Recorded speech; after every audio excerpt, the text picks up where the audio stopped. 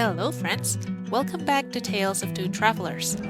We have just wrapped up an incredible week and a half exploring Tohoku, from the vibrant city of Sendai to the breathtaking Oirase Gorge and the serene beauty of Lake Towada. But our Japanese adventure isn't over yet. Before leaving Japan, we had a few days in Tokyo, so we took a day trip to a place steeped in history and charm, Kamakura.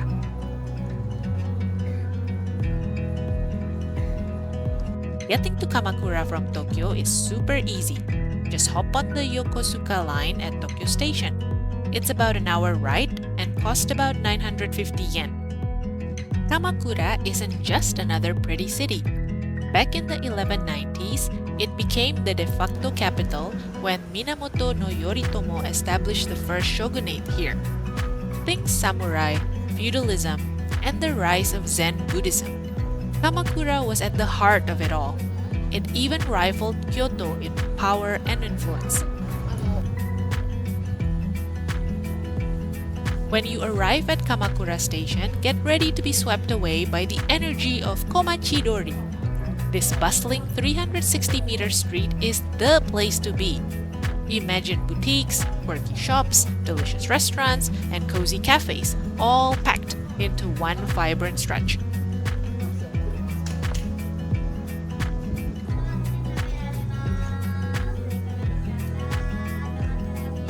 Even early in the morning, the energy is infectious. We arrived bright and early, and there were already lines forming at some popular spots.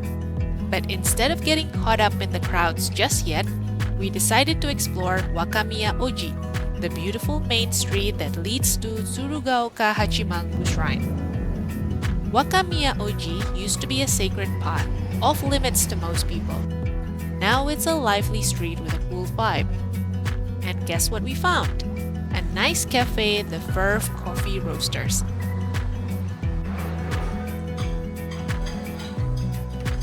The space was bright, airy, and totally inviting, perfect for a little caffeine boost. They have an amazing selection of coffee beans and drinks.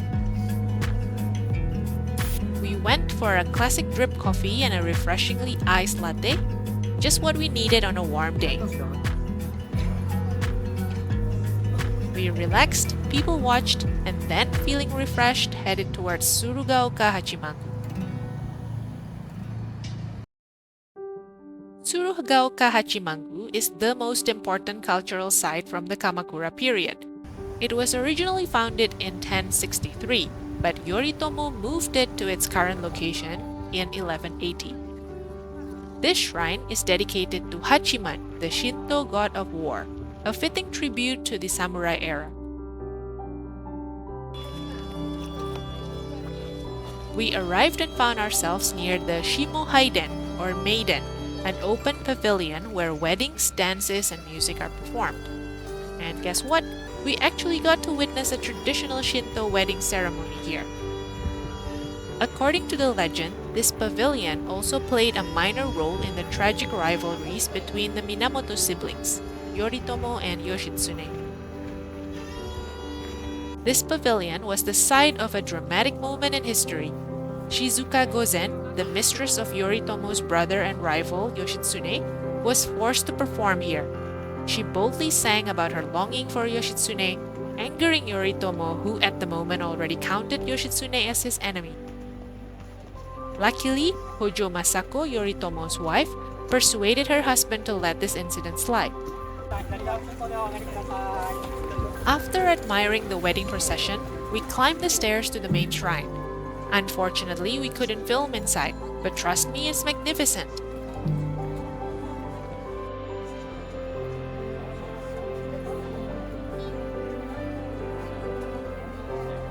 Like many shrines, you can buy omamori, lucky charms, and omikuji, fortune readings, here.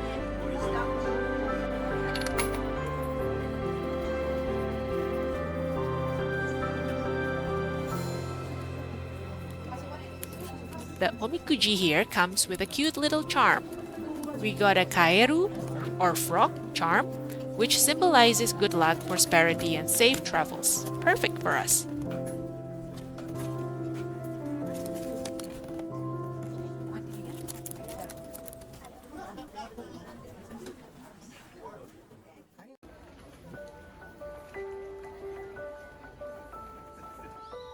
After roaming the main shrine area for a while, we visited the Shirahata Shrine, where the spirits of Minamoto no Yoritomo and his son are enshrined.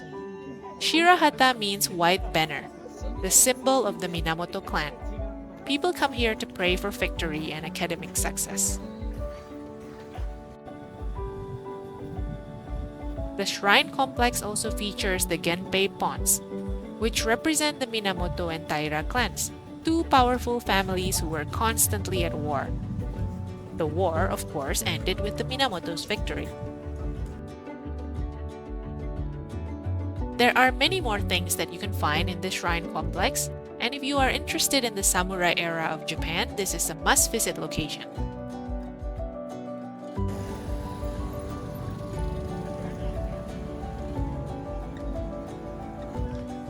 After exploring the shrine, we were starving. It was time for lunch, so we were back to Komachi-Dori for some bites. Shirasu are tiny white-bait fish, usually sardines.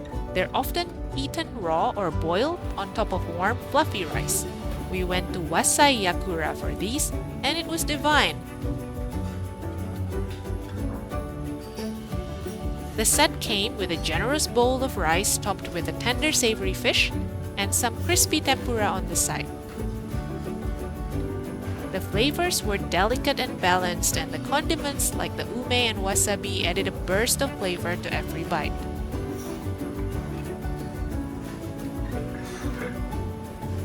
It was one of the best meals we had in Japan. If you're in Kamakura, you have to try it.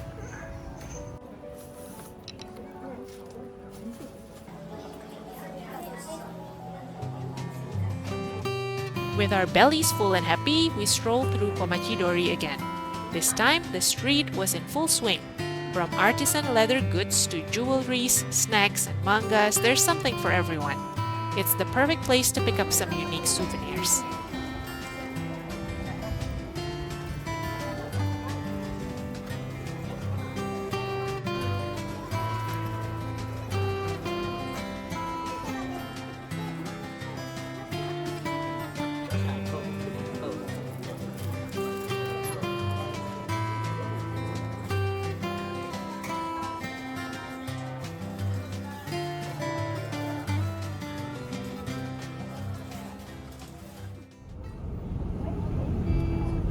Our next destination was the Kotoku-in, the Buddhist temple famous for its great Buddha or Daibutsu statue. This temple is about 2 kilometers away from Kamakura Station, and you can take a bus to get there. Along the way, we soak in the local atmosphere. Kamakura gives the aura of a small, cozy, and friendly town beside the seashore. However, given the vibrant and lively tourism scene, this place is teeming with crowds.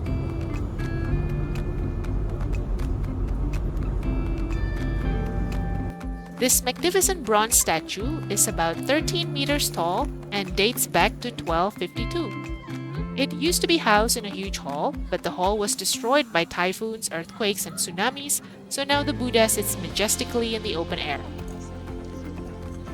Aside from this impressive statue, the temple ground has little else to see, albeit having a peaceful atmosphere. Visitors are basically here to see the statue, and that's about it.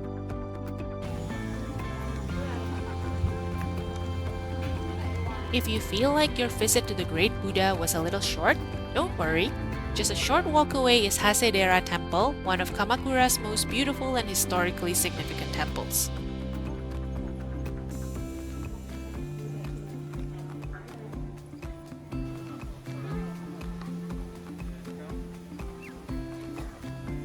Hasedera is famous for its stunning gardens and panoramic views. As you make your way up to the main hall, you'll see thousands of small Jizo statues. These statues are dedicated to children who have passed away, and it's a moving sight. You can even pour water over the statues as a way of offering solace and prayers.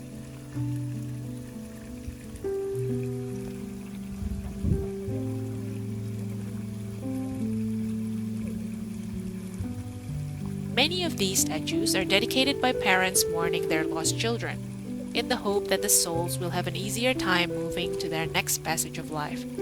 It is estimated that over 50,000 statues have been donated to the temple since the end of World War II. After some stairs, we arrived at the main complex that consists of Shoro Belfry, a giant bell that will be rung on New Year's Day, the Amida-do Hall, Kannon-do Hall, and the Kannon Museum.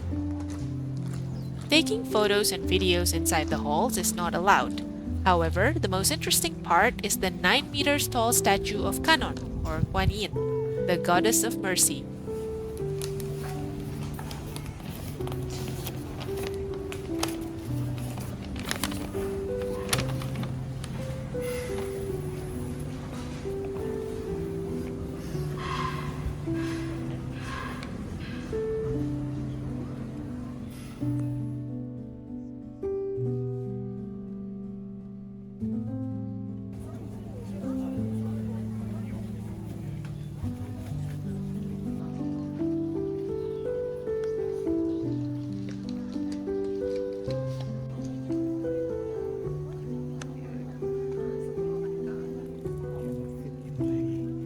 Just beside the halls and the museum, visitors get breathtaking view of Kamakura's coastline and Sagami Bay, especially at sunset, from the viewing platforms. Because of its high location, Hasedera is also designated as a shelter and evacuation area in case of tsunamis.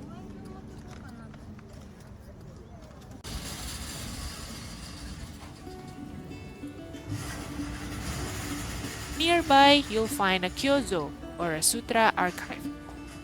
Sutras are sacred texts for Buddhism, and they are highly revered.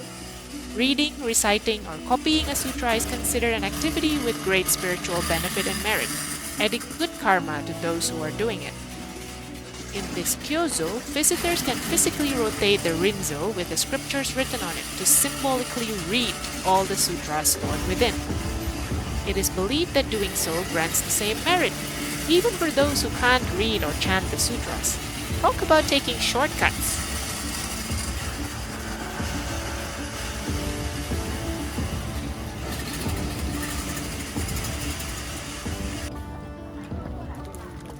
Just beside the kyozo, you can take the walking path that gives you the beautiful Sagami Bay from a slightly higher elevation.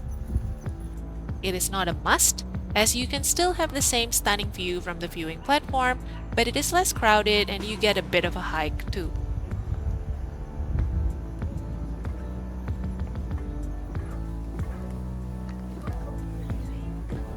Before leaving the temple, be sure to visit the cave of Bentenkutsu, a small mysterious cave containing carved images of Benzaiten, the goddess of water, music, and everything that flows, as well as other minor deities. You can light candles and make offerings inside the cave.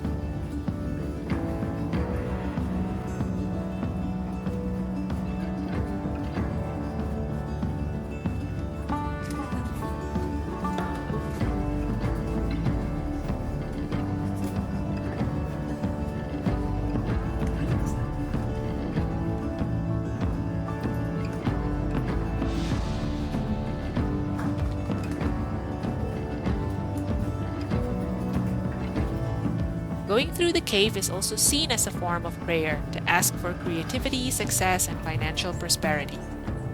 The cave is not too long, but it can be quite low in certain areas.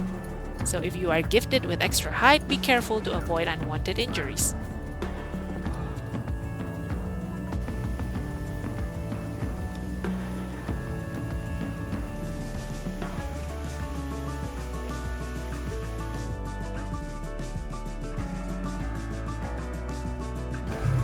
Our visit to Hasedera wrapped this nice, relaxing day trip to Kamakura. To round up the day, we decided to take the famous and beautiful Enoden line to go back to Kamakura Station before heading to Tokyo.